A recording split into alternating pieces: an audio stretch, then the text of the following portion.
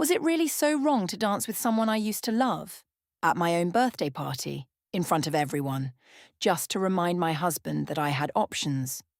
How did one song, one dance, and one night I thought was mine to own end up costing me everything I believed was permanent? I thought control and attention were the same thing, and I didn't know my marriage had already become a case file long before the music stopped. My name is Seren Aldwick. I'm 33, an event coordinator, and I'm good at my job because I understand that presentation is everything. A room arranged correctly can make people believe whatever you want before a word is spoken. I've been married to Callum for 7 years. He's a project engineer, steady, methodical, the kind of man who measures twice and files everything in labelled folders. I used to find that reassuring. 2 years ago, I started finding it suffocating. I told myself that was his problem. 7 weeks before my birthday, I met my ex-boyfriend, Jude Farrar, at a rooftop bar called The Ledge, 12 floors up, far from anyone who might see me. I'd hired him to design my party invitations. We discussed the party for 40 minutes, then spent the next hour and change reminiscing about our younger, less accountable selves. I paid with a personal card Callum thought I'd lost in January. I stayed past what the meeting required. On the rideshare home, I saved Jude's number under a wave emoji. Casual, explainable. I'd renamed a contact like this once before in my marriage, though that situation went nowhere. Callum was on the sofa when I got home. He'd put Nina to bed and fixed the bathroom latch I'd mentioned weeks ago. He asked about the venue logistics. I said fine. Then he noted a calendar entry he didn't recognize, and a $41 charge at a different rooftop bar, Skydraft, time-stamped 90 minutes after my meeting was supposed to start.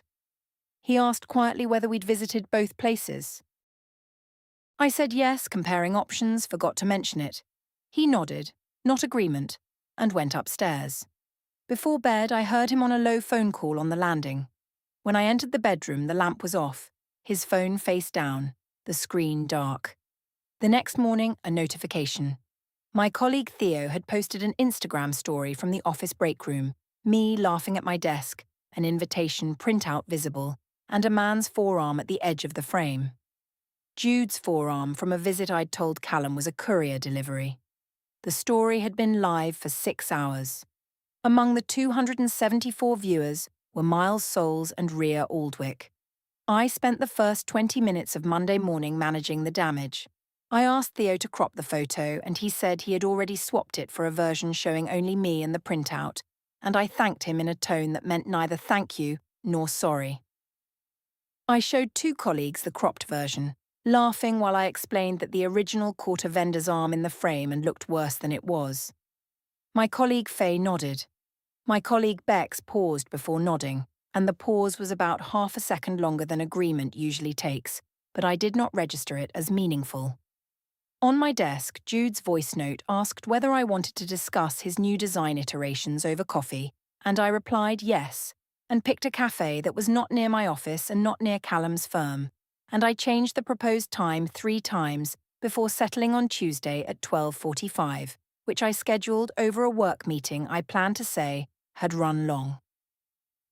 Tuesday afternoon, I arrived at school pickup 7 minutes late because the cafe with Jude had not ended when I expected. The teacher aide, a woman named Fran, handed Nina out to me and mentioned in a careful tone that Nina's dad had come by Monday afternoon to speak with the class coordinator about Nina's after-school schedule and updating the emergency contact records. I said that was Callum being cautious as usual, and I laughed in a way that I intended to register as relaxed. Fran smiled back, but the expression did not include her eyes. Nina took my hand and asked whether we were still having the birthday party on the boat, and I said yes, of course, which reminded me that the Riverside venue deposit was due Thursday, and I needed to use the personal card rather than the joint account. Several places back in the pickup line, a parent named Greg who lived 4 doors from our neighbour Owen Finch watched me arrive and made a mental note about the time. Wednesday evening, I sat at Petra's kitchen island with a glass of wine and told her my version of the past 2 weeks, that Callum was tracking my calendar, that he had made a comment about a vendor's arm in a photo, that he was now showing up at Nina's school asking the staff questions as though I was somehow unreliable. Petra nodded and said it sounded like he was trying to monitor her social life, which was exactly the framing I wanted. Petra's husband Miles passed through the kitchen twice while refilling his water glass, saying nothing. On his third pass, he stopped at the fridge and asked me, gently and without any edge, whether Callum had actually said something directly or whether I was reading behaviour. I said his behaviour spoke for itself. Miles said sure and went back to the living room. The kitchen faucet dripped. Petra did not look at the door he had just walked through.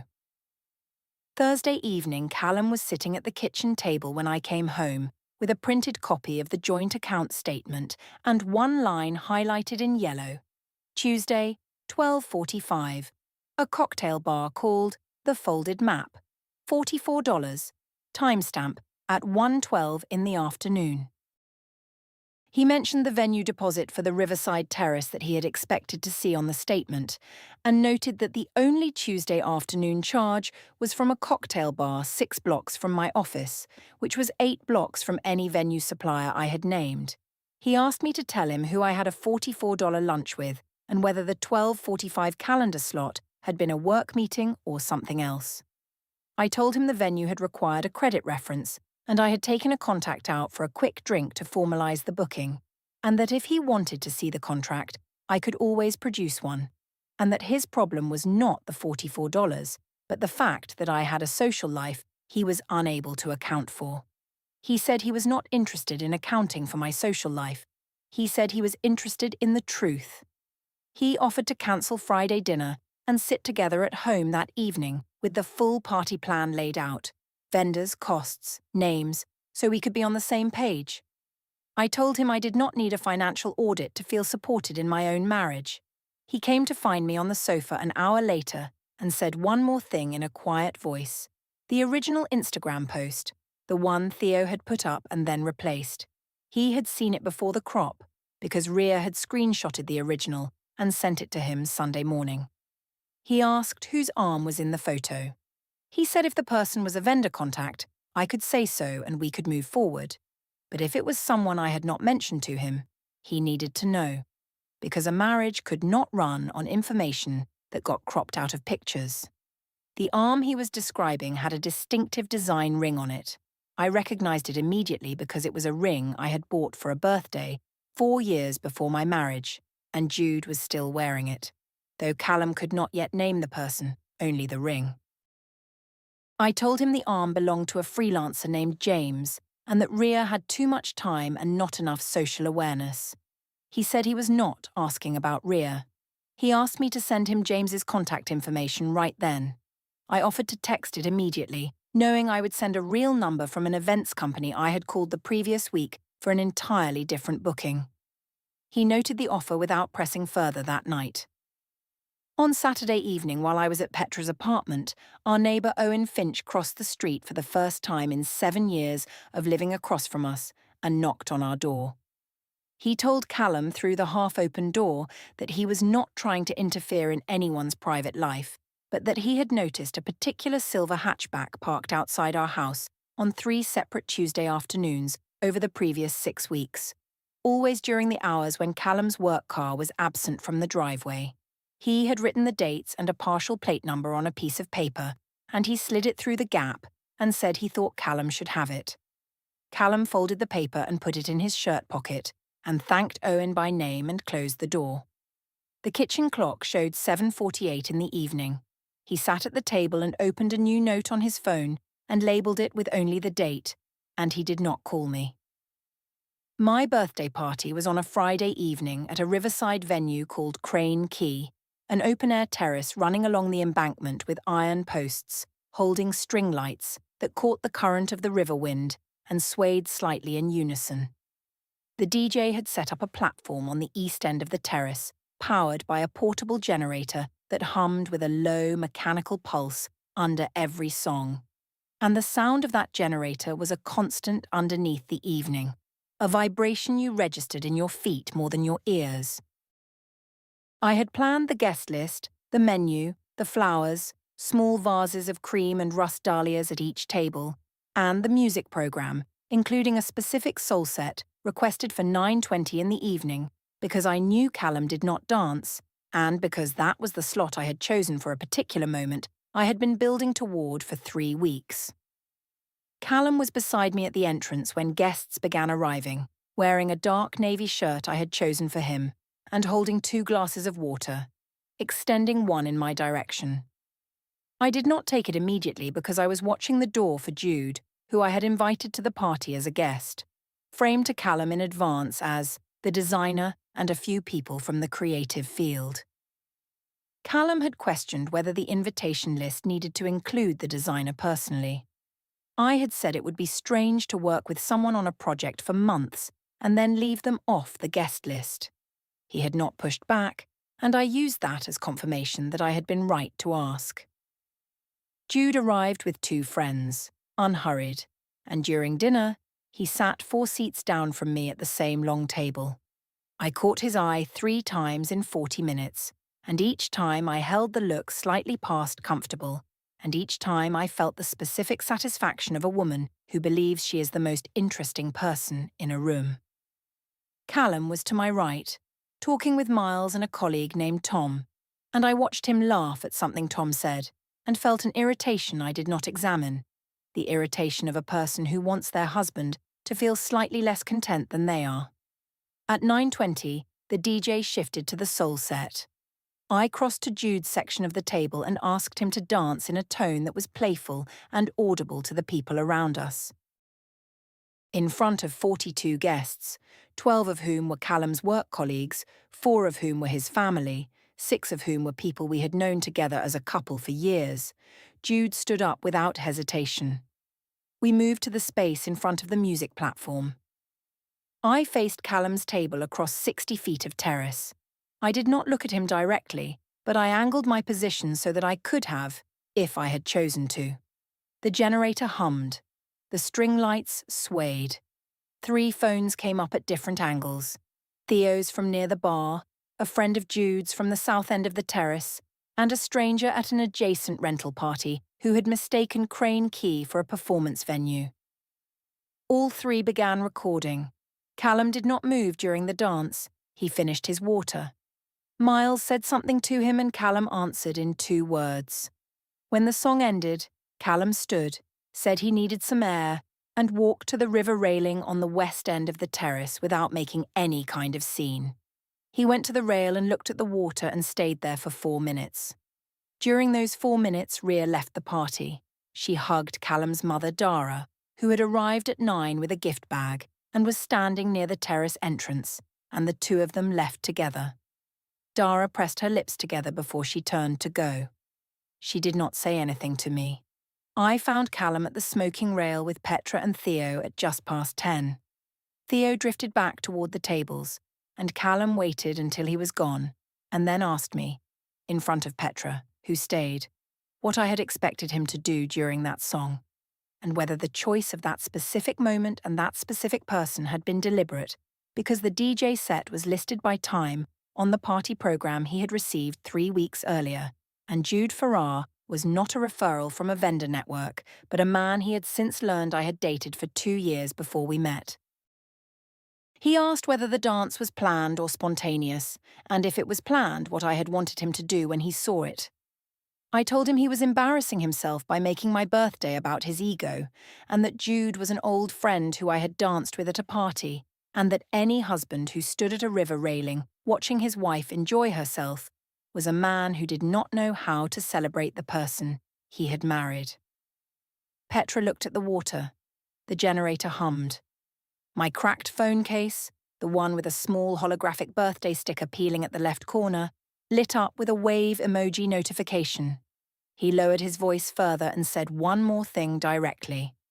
He was not going to say goodnight to Jude Farrar, and he was going home. And when I got back, he wanted a private conversation rather than an audience.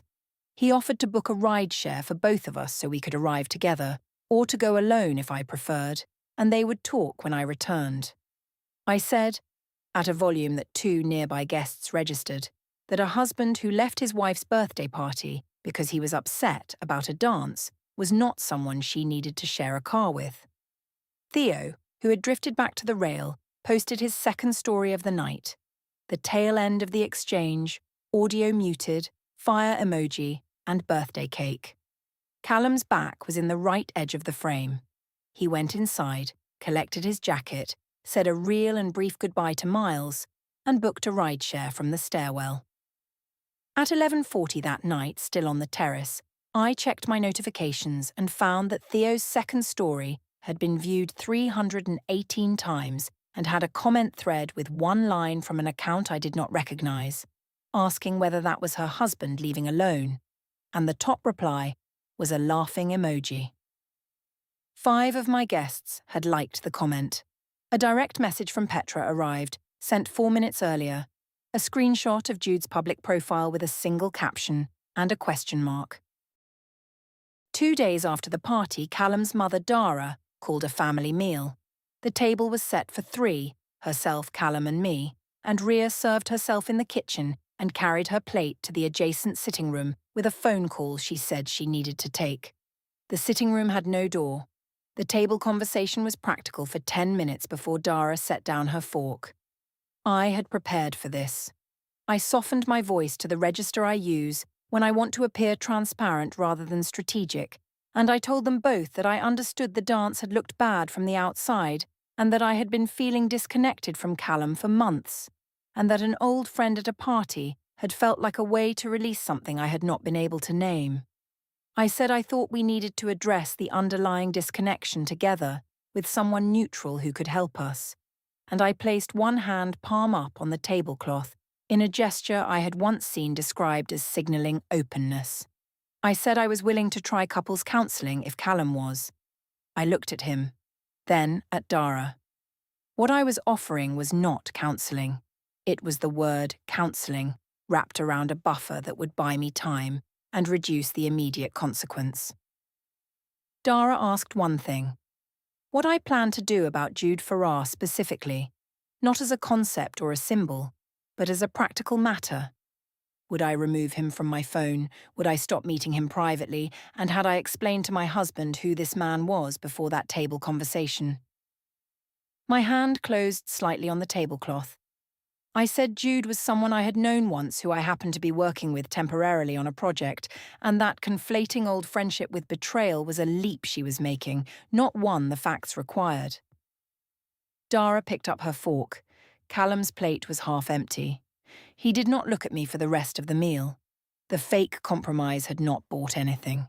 It had, in fact, clarified something for everyone present. When I came home Tuesday, I found that Callum's wallet and keys, always on the kitchen counter beside the fruit bowl, were gone from the surface. His work bag in the study was buckled closed and thicker than usual. The shared laptop's browsing history from that morning showed a search for tenants' rights and lease name removal.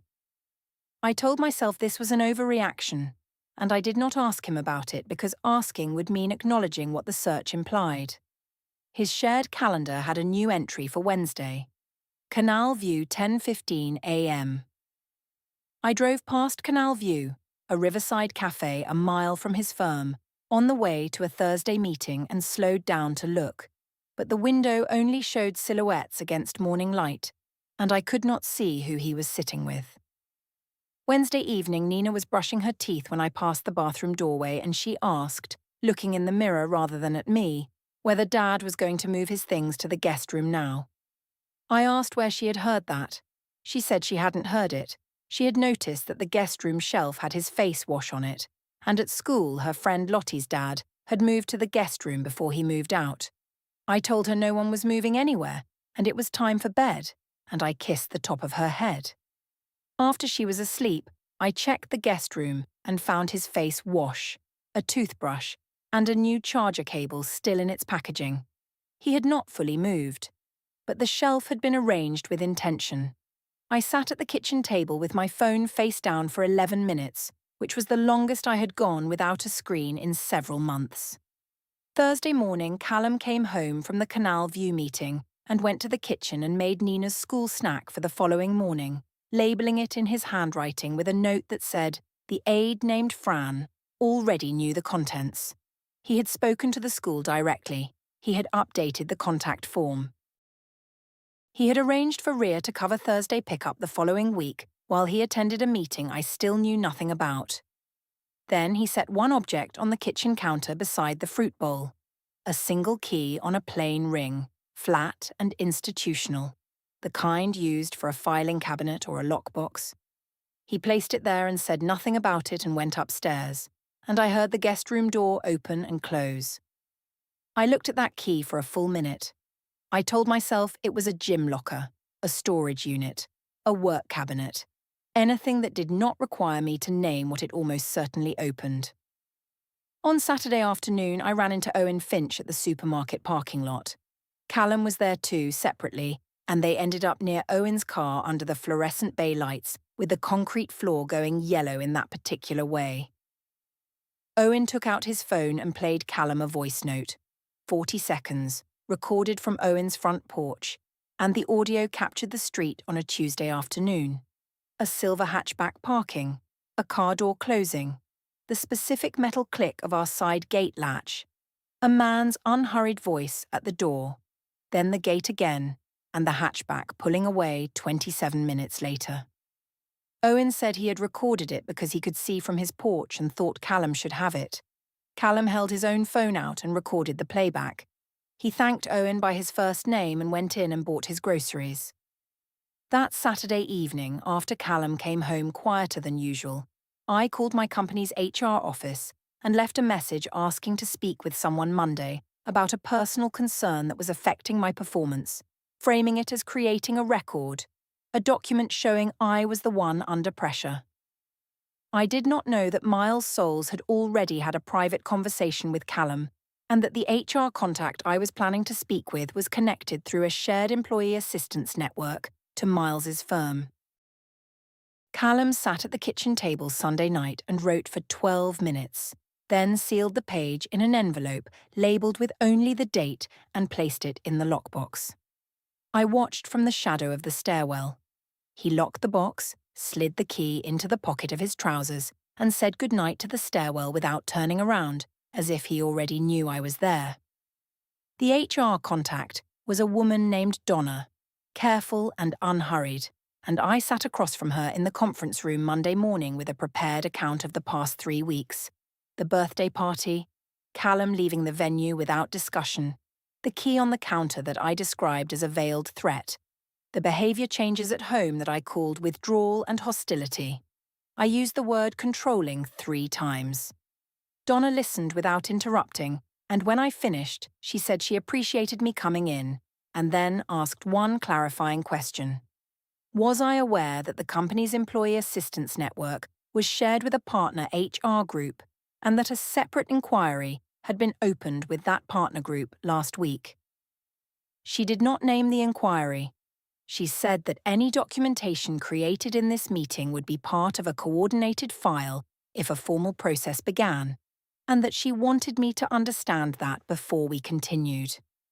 The phrase coordinated file landed in the center of the table between us, and I did not know what to do with it. I said I was not aware of that, and asked what it meant.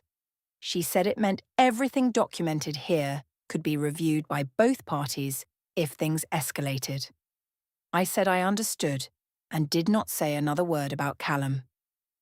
I stood in the corridor outside the conference room afterward with my hand against the wall tile, cool, textured, institutional, and stayed there for 90 seconds. That evening, I opened Theo's video from the birthday party on my laptop. The dance footage shot from the south end of the terrace, string lights behind us, Callum's empty chair visible at the left edge of the frame. I watched it twice and then I forwarded it to 11 contacts, the couple friends group chat, 2 of Callum's work colleagues whose numbers I had, Petra directly, and 4 social followers who had overlapped with the birthday guest list. I wrote the same caption before each send, that I was sharing this because I believed in being open, that my husband had left my birthday party because I danced with a friend, and that she thought people deserved to know what kind of marriage she was really in. I sent all 11 in 14 minutes, and I felt clear and decisive and light. I read the first responses, sympathetic emojis, a heart reaction, an expression of surprise, and then Miles Souls replied in 4 words. "Please stop sending this."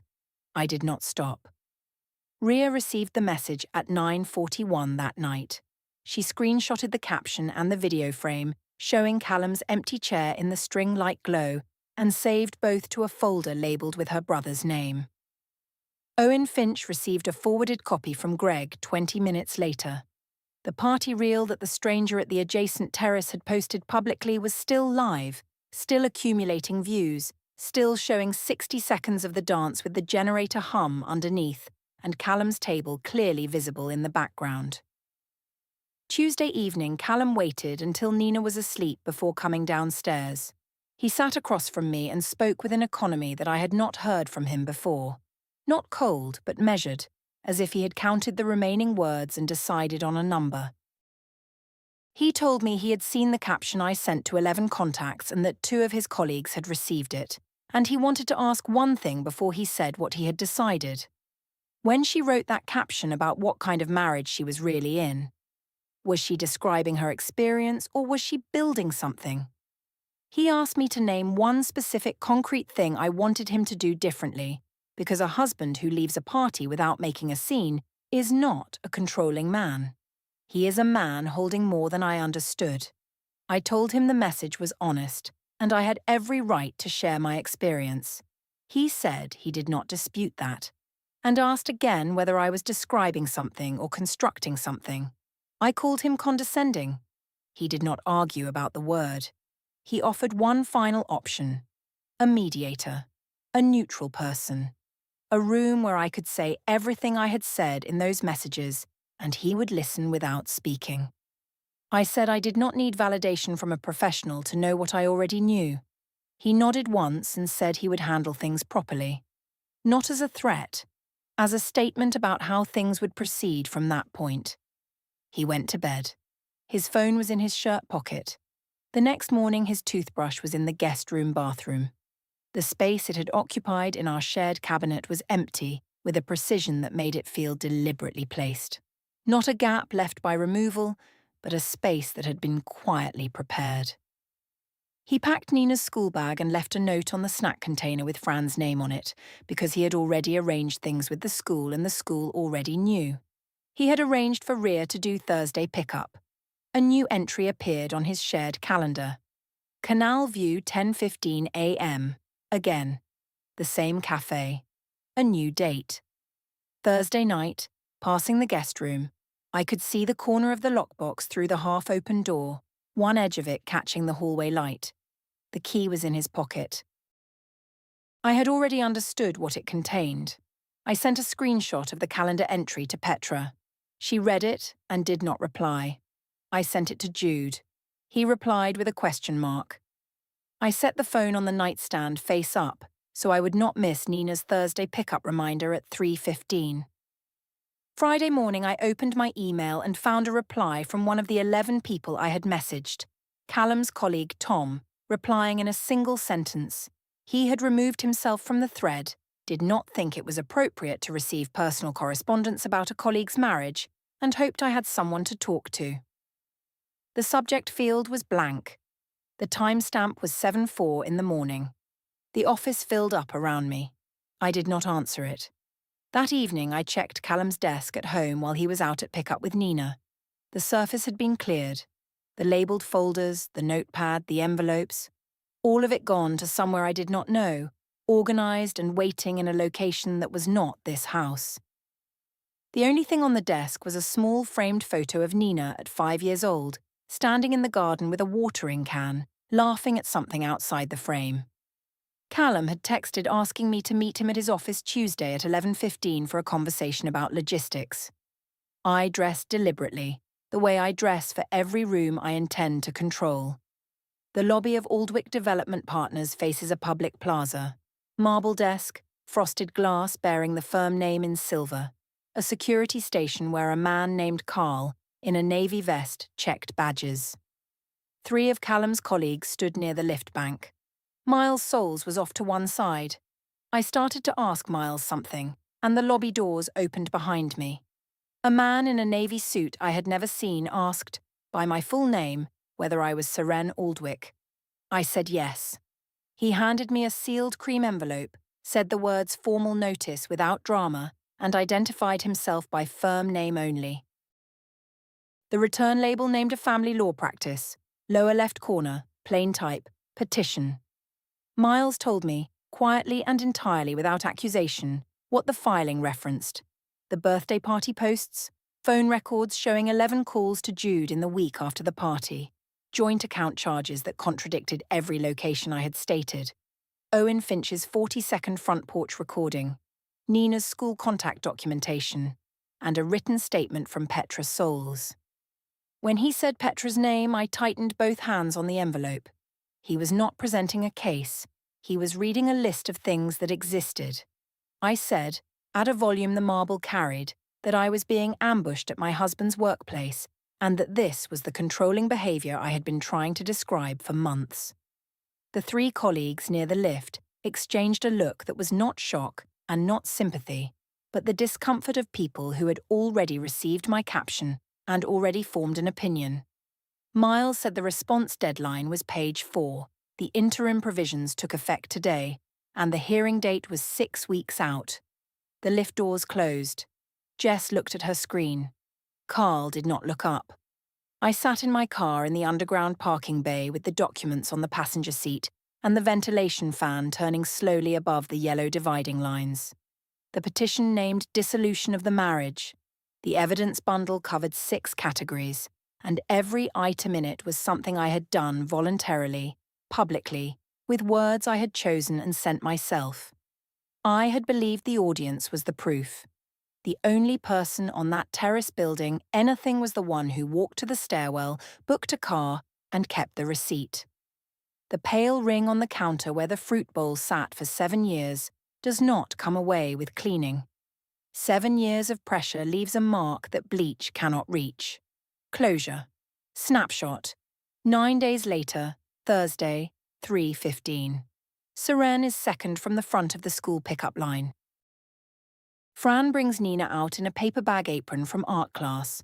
A house, 2 stick figures, a yellow sun. At home, they tape the sun above the pale ring on the kitchen window. Afternoon light throws a gold shape on the wall. Nina nods, satisfied, and goes upstairs. The kitchen is quiet.